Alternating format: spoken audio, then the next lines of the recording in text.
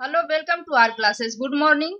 हम लोग class 9 lesson 7 जीवन विविधता नामक लेसन के बारे में पढ़ रहे हैं। इसमें हम क्या पढ़ रहे हैं? जंतु जगत के बारे में पढ़ रहे हैं। किसके बारे में पढ़ रहे हैं? जंतु जगत के बारे में पढ़ रहे हैं। जंतु जगत में हम कशेरुकी के बारे में पढ़ रहे हैं। कशेरुकी वर्टिब्रेटा के बारे में जाना, उसकी विशेषताओं के बारे में जाना। कशेरुकी बोले तो वर्टिब्रेटा को 5 वर्गों में विभाजित किया गया था। तो 5 वर्गों में विभाजित किया गया था, तो उसी हम 5 वर्गों को हमें पढ़ना है। तो आज हम पढ़ते हैं कशेरुकी में। इसमें एक इम्पोर्टेंट है, इसके बारे में हम जान लेते हैं कि कशेरुकी में दो गढ़ होते हैं। एक नैथा बोले तो जबड़ा रहित, दूसरा है नैथोस्टोमेटा। नैथोस्टोमेटा मतलब कि जबड़ा सहित, मतलब कि ऐसे जीव जिसमें जबड़ा नहीं होता है, और दूसरा है ऐसे जीव जिसमें जबड़ा होता है, साइक्लोस्टोमेटा। साइक्लोस्टोमेटा के बारे में जान लेते हैं। इसमें इस वर्ग में कौन से जीव रखे जाते हैं, इनकी विशेषता क्या है। तो इसकी विशेषता में पहला हम देख लेते हैं कि साइक्लोस्टोमेटा में जो होता है, वो जो जीव होते हैं उसमें क्या होते हैं, जबड़े रहित होते हैं, मतलब जबड़ा नहीं होता उनमें, जबड़े रहित कशेरुकी बोले तो वर्टिब्रेटा होता है। दूसरा है कि इनके शरीर पर सल्क नहीं होते हैं, सल्क नहीं होते हैं उनके शरीर पर,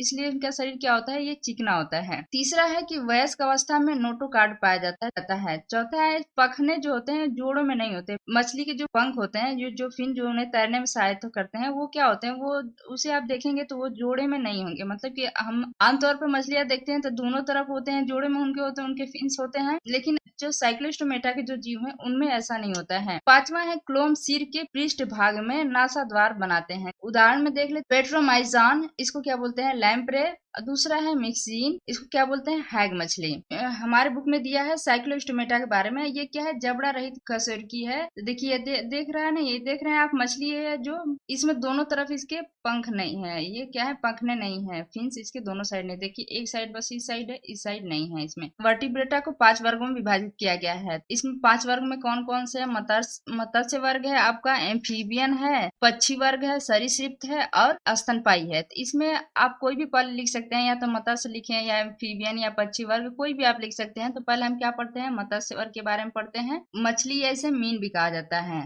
इसे दो वर्गों में विभाजित किया गया है। पहला है वर्ग इनमें उपास्थीमय मीन, मतलब दूसरा है हड्डीमय मीन, मतलब कि हड्डी का बना होता है। उपास्थि और हड्डी में अस्थि में अंतर क्या है कि आप देखते हैं जैसे कि हमारे शरीर में नाक और कान की जो हड्डियां हैं वो कितनी लचीली हैं। आप देखेंगे थोड़ी सी भी लचीली हैं, वो तो उपास्थि हो गई। और हड्डी में जैसे हाथ पैर की जो हड्डियां हैं मजबूत हैं, वो क्या है, उपास्थि। अस्थि में अब समझ में आ गया कि ये लचीली थोड़ा मुलायम होते हैं और हड्डी थोड़ा टफ और कठोर होते हैं। क्या है, तो हम पहला देखते हैं वही कि उपास्थीमय मीन या कांडिक्थिस। इसके लक्षण क्या है, इसके बारे में हम जान लेते हैं। पहला देखते हैं इसके लक्षण में कि इस वर्ग में उपास्थि वाली मछलियां हैं, अर्थात इनका कंकाल केवल उपास्थि का बना होता है। उपास्थि क्या बोलते हैं, कार्टिलेज भी बोलते हैं, मतलब कि कार्टिलेज का बना होता है। दूसरा देखते हैं कि ये अधिकतर समुद्री होते हैं, वह आकार में 10 से 20 मीटर लंबी होती है। तीसरा है शरीर जो होता है इनका तुर्क के आकार का होता है। चौथा है त्वचा जो होता है इनका, त्वचा प्लेकॉइड स्क्यूलो से ढका होता है, मतलब क्या होता है, इसके शरीर पे सल्क पाए जाते हैं